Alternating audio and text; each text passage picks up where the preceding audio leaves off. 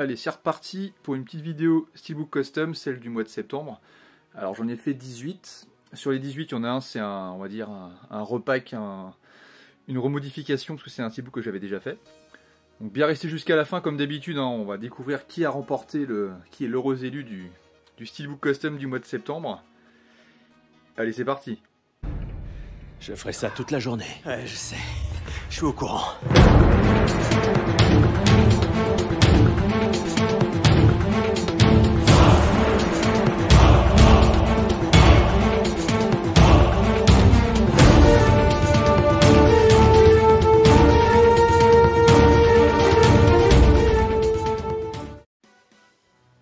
Alors on commence avec celui que j'ai refait, c'est un steelbook que j'avais fait quand j'avais commencé à faire des customs. J'ai voulu le refaire parce qu'il n'était pas terrible, hein. Les premiers customs que je faisais c'était un peu limite. Donc du coup je me suis dit pourquoi pas le remodifier. Vu que je comptais faire l'épisode suivant derrière, j'ai refait les deux d'un coup. C'est Maman j'ai raté l'avion. Alors, il est là. Alors on voit pas grand chose, hein. C'est super sombre aujourd'hui, hein. C'est pas très éclairé, on sent qu'on a changé de temps. Donc Maman j'ai raté l'avion, un petit classique, hein. C'est le genre de film à regarder en période de Noël. Excellent, hein. Le premier du moins il est excellent. J'ai fait le deuxième aussi, on va voir tout à l'heure, que je trouve un peu moins bon, un peu trop dans le même style que le premier. Voilà, Maman j'ai raté l'avion, voilà, c'est culte, hein. Quand on était gamin, si on est né dans les années 80, c'est plutôt un bon film, hein, même pour tout le monde en général. Ensuite, on va faire directement Maman j'ai raté l'avion à côté. Voilà, le deuxième opus. Le film où on peut voir Donald Trump, hein, en patron d'hôtel dans le film, hein, son premier rôle au cinéma. Il aurait dû rester acteur, ça aurait été mieux. Et pas mal celui-là, mais il ressemble trop au premier en fait. On dirait qu'ils n'ont plus grand chose à raconter, mais ça reste quand même relativement divertissant. Surtout quand on voit les suites, enfin les fausses suites qu'ils ont fait, où Michael Keane jouait plus du tout le rôle principal, il était remplacé par un autre acteur. On va dire que les deux premiers, voilà, les deux premiers ça fait vraiment une série, et la suite c'est fortement oubliable.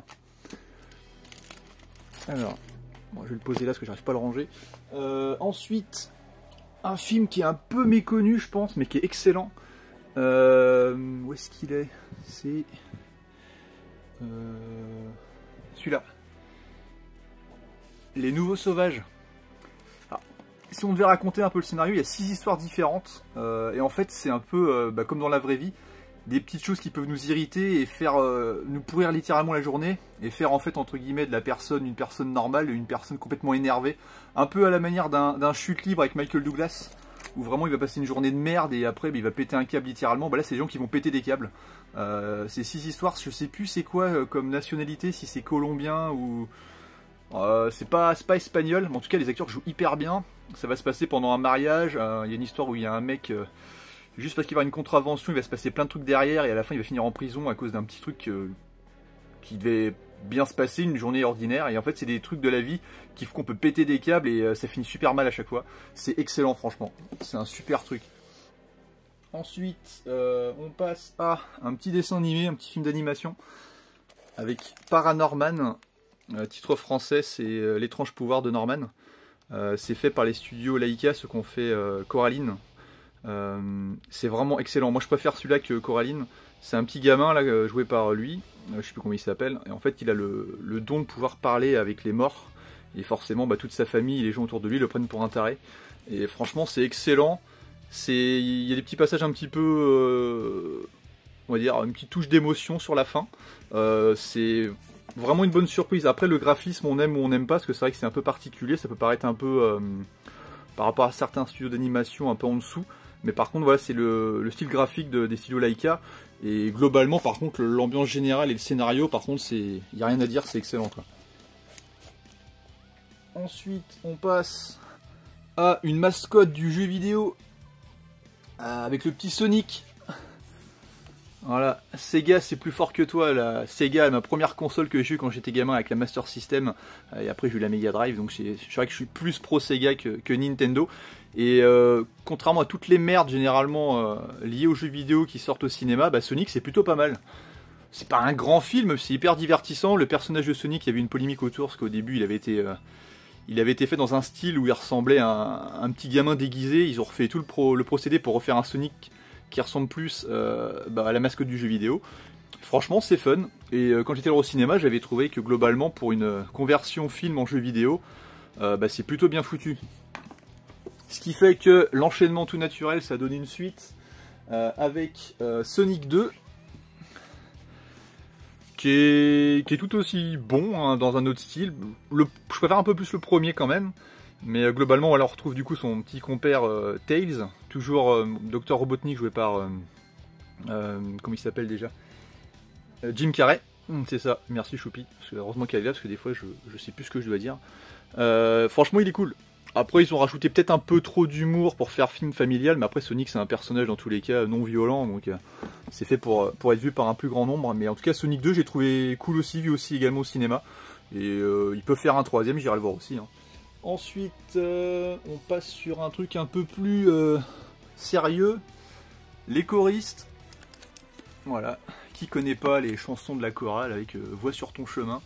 Moi je le trouve excellent, c'est un de mes films français préférés, hein. Je le mets au moins dans un top 10. Gérard Jugnot il est extraordinaire, les chansons sont cool, le film il est vraiment touchant aussi. C'est un excellent film, je trouve ça vieillit super bien et voilà. De toute façon voilà, sur les films dramatiques et les comédies, nous les Français on est plutôt balèzes. C'est plutôt sur les films d'action que ça pêche, même si on s'est amélioré. Ensuite on passe à un vrai film d'action américain, pur produit des années 90 avec le copain Stallone, Cliffhanger. Je l'ai vu entièrement que récemment en fait, parce que c'est le genre de film en fait quand j'étais gamin, quand on bouffait avec mes parents, on mettait un fond de télé et à chaque fois je voyais des bouts du film et je l'avais regardé entièrement. C'est vrai que j'étais plus Schwarzenegger que Stallone quand j'étais gamin, sauf forcément Rocky IV, lui, ou que dès que ça passait je le regardais directement. Et je l'ai regardé, franchement voilà, c'est un peu tiré par les cheveux sur certaines scènes, hein, quand on voit cet homme qui grimpe sur les montagnes, ça a l'air un peu facile quand on le voit faire, mais c'est un bon film d'action et franchement voilà, les films de cette époque là, c'est pas prise de tête et on passe un bon moment quoi qu'il arrive. Moi j'aime beaucoup. Ensuite une comédie tirée des sketchs Night Saturday Live, je sais plus si ça se prononce comme ça, Funky le dira mieux que moi.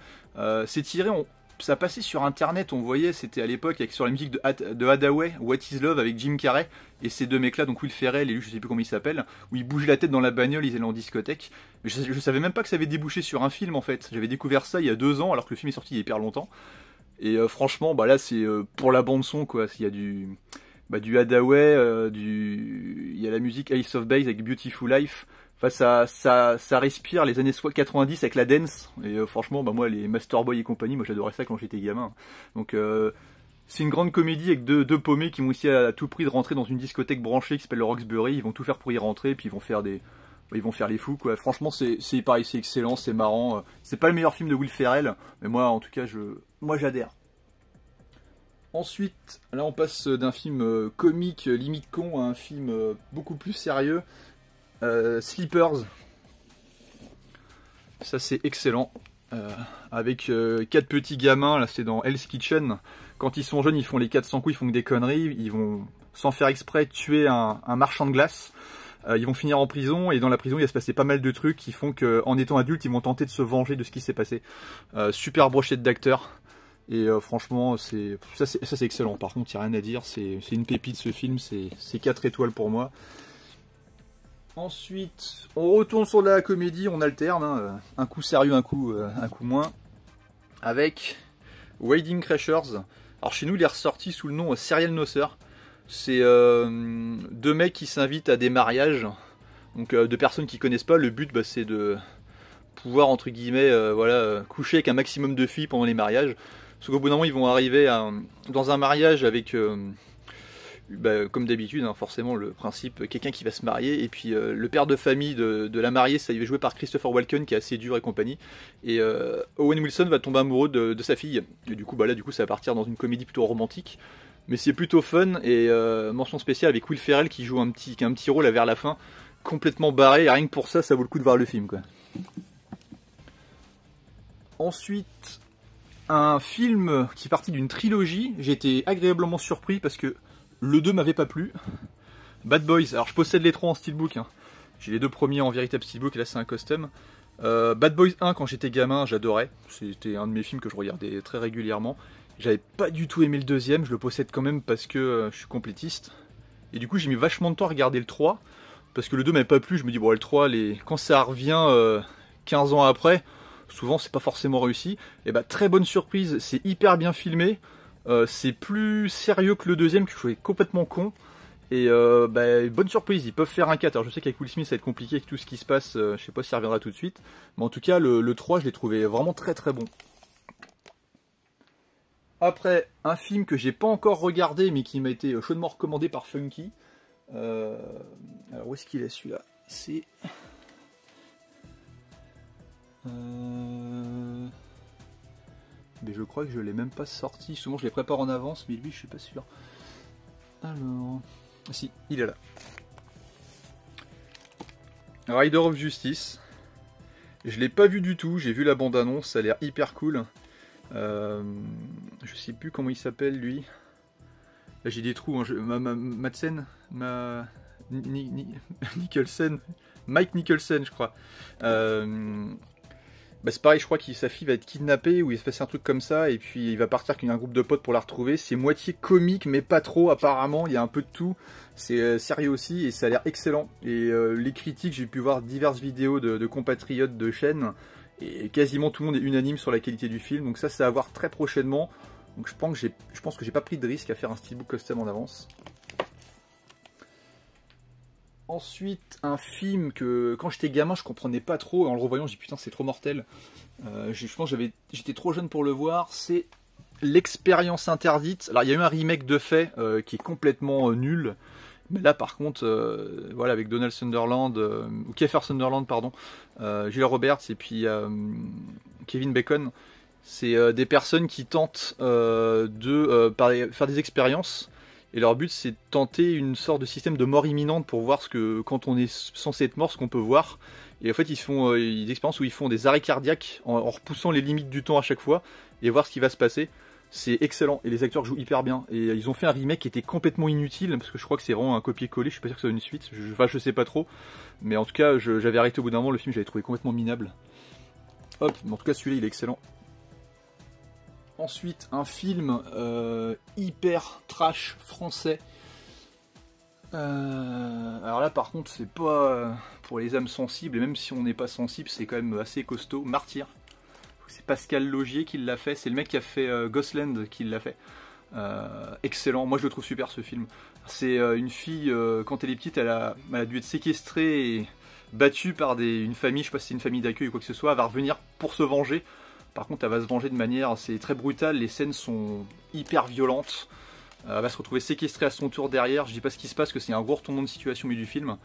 C'est ultra gore, ultra graphique, mais par contre voilà, les scènes de violence, elles font très très très réalistes. Je trouve que c'est un film qui a fait polémique parce qu'il a dû être interdit au moins de 16, mais il y en a pas qui réclamaient une interdiction au moins de 18 parce que c'est ultra trash quoi. Et le réalisateur avait dit mon film c'est pas un porno, c'est un film d'horreur, le 18 c'est un peu exagéré.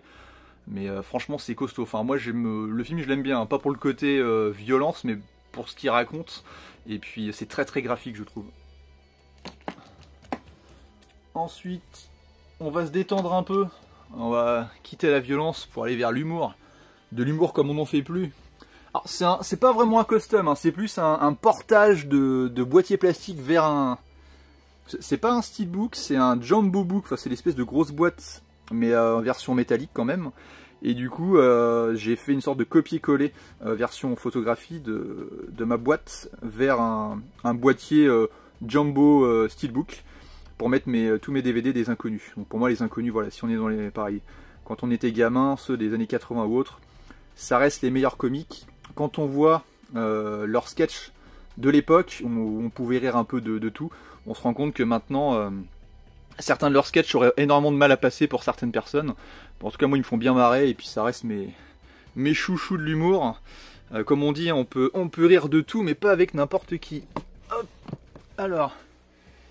Et on va finir en douceur avec des petits films que j'aime bien. C'est détente, même si ça vaut pas l'original pour le premier. Clash of Titans.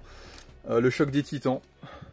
Un film que j'avais été voir en 3D au cinéma, c'est le deuxième film que j'ai vu en 3D après le fameux Avatar que tout le monde a vu hein, en 3D. La 3D était dégueulasse sur le film, ça me faisait mal aux yeux, j'avais l'impression d'être aveugle. C'est C'est sympa, le problème qu'il y a, c'est que forcément, comme c'est un remake, on le transpose avec le choc des titans, avec les effets spéciaux de Harryhausen, et même si le premier paraît kitsch maintenant, il est beaucoup plus cool que celui-là, mais celui-là, voilà, c'est un remake honorable. Il a eu le mérite d'engendrer une suite, contrairement à l'original, qui est très moyenne pour certains. Moi, je la trouve divertissante quand même, mais c'est bourré d'incohérences. La colère des titans. Voilà, ça sera le dernier steelbook custom de ce mois-ci. Déjà, il y a un gros problème capillaire, hein, quand on voit sa coupe de cheveux, il a une petite permanente. Pour un nanar des années 80, la coupe de cheveux elle passe bien, mais là c'est un peu chaud quand même. Et puis c'est pareil, son père Zeus, il a les cheveux noirs, alors que Zeus, il a pas les cheveux noirs, c'est un papy avec les cheveux blancs, quoi. Ils ont pris plein de liberté en fait, hein, donc pour les fans de la mythologie grecque, c'est un peu limite. Vu que moi je m'en fous à moitié, enfin moi ça me divertit, il n'y a pas de souci. Donc voilà, c'était les costumes du mois de septembre. Donc là on va se mettre la petite musique de suspense, parce qu'il y a un petit vainqueur, ça rigole plus. Le cœur commence à battre à la chamade. Donc c'est parti pour la petite musique. Donc qui a gagné le petit steelbook custom? C'est parti.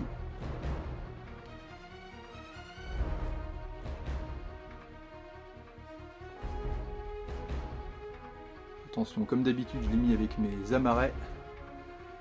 Alors le vainqueur, pour un petit indice, le steelbook c'est un film où ça pourrait être un cousin des Dents de la Mer. Et le vainqueur, son avatar, c'est un petit Lego mexicain, un petit Lego moustachu. Et on va voir tout de suite, et c'est Orca qui m'a été demandé par l'ami Jocelyn. Voilà, donc bravo, t'as gagné, t'es le, je sais plus, 7e vainqueur des steelbook custom ou 8e, il faudrait que je compte. D'ailleurs, en fin d'année, je ferai une Ligue des Champions, hein, attention. Hein.